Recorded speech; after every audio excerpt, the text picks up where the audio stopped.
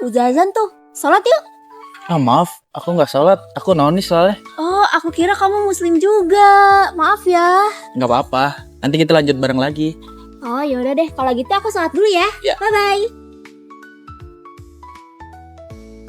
Setiap hari, seorang muslim memulai harinya dengan mengingat Allah, melangkah dari subuh yang menenangkan, ke zuhur di tengah kesibukan, asar yang meneguhkan, dan maghrib serta isya yang menutup hari dengan penuh syukur. Di setiap kehidupan pasti selalu ada doa yang menyertai. Diawali dari ucapan bismillah, setelahnya alhamdulillah. Saat hendak ke kamar mandi, kita berdoa, Allahumma inni a'udzubika minal khubusi wal khaba'its.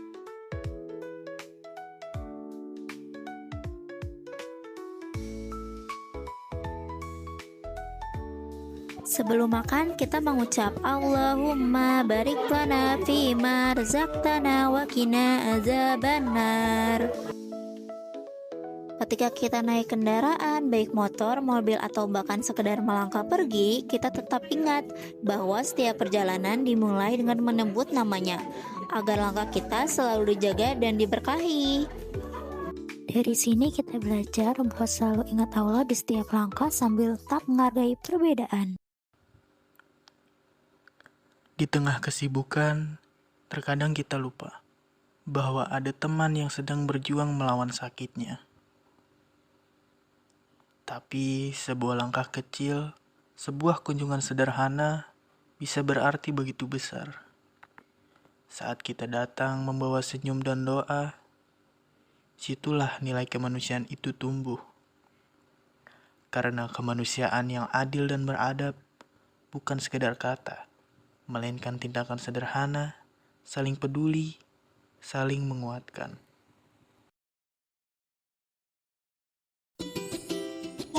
Hai guys, halo ya. Kita tuh lagi diskusi, kan sebentar lagi tuh juga datang ya. Kita tuh bingung kayak mau bikin apa ya, tapi kita belum beli bahan-bahan juga. Kebetulan banget, aku udah bawa bahannya nih. Gimana kalau misalkan kita ngias? Oh boleh banget. Ayo kita kerjain bareng-bareng ya. Yuk.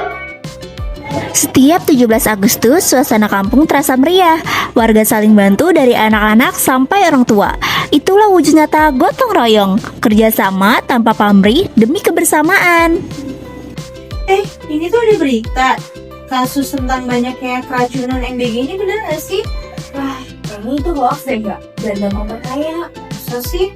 Iya bener banget, karena sekarang itu MBG udah sehat. Di sini tuh gak mungkin kalau misalkan ada yang keracunan anak-anaknya, karena Badan Gizi udah pastiin kalau misalkan itu aman. Tuh, betul banget mbak. Dan kami jangan gampang percaya ya mbak sama berita yang bersebaran. Iya Udah, kita jangan percaya sama hoax. Iya betul. Nah, Hoax ya. Ada konspirasi dulu. Bener-bener. Wah, akhirnya GCFG ya kan kita.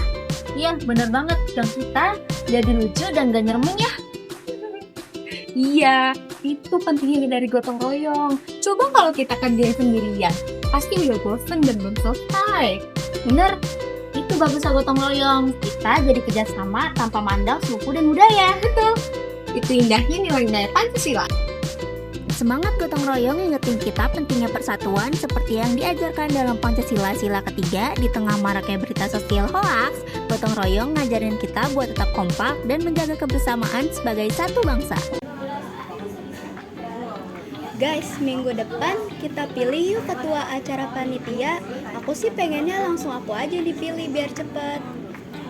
Jangan gitu dong Vi. Ingat sila keempat, kita tuh harus musyawarah. Nah bener itu, kalau kita dengerin semua pendapat, pasti hasilnya bakal lebih adil.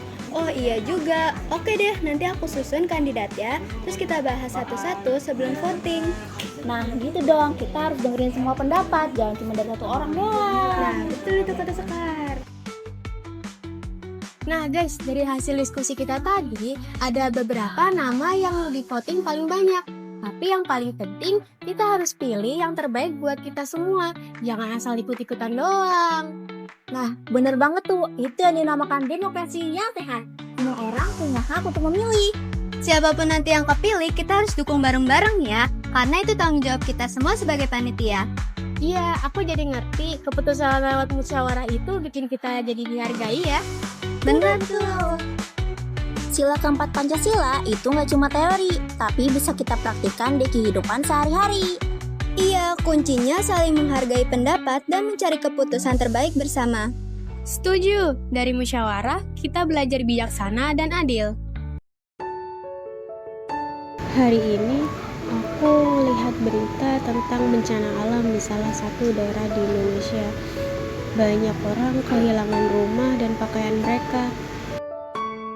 Aku jadi sedih banget liatnya. Aku jadi kepikiran, gimana ya caranya biar aku bisa bantu mereka, walaupun cuma sedikit. Aku tahu caranya.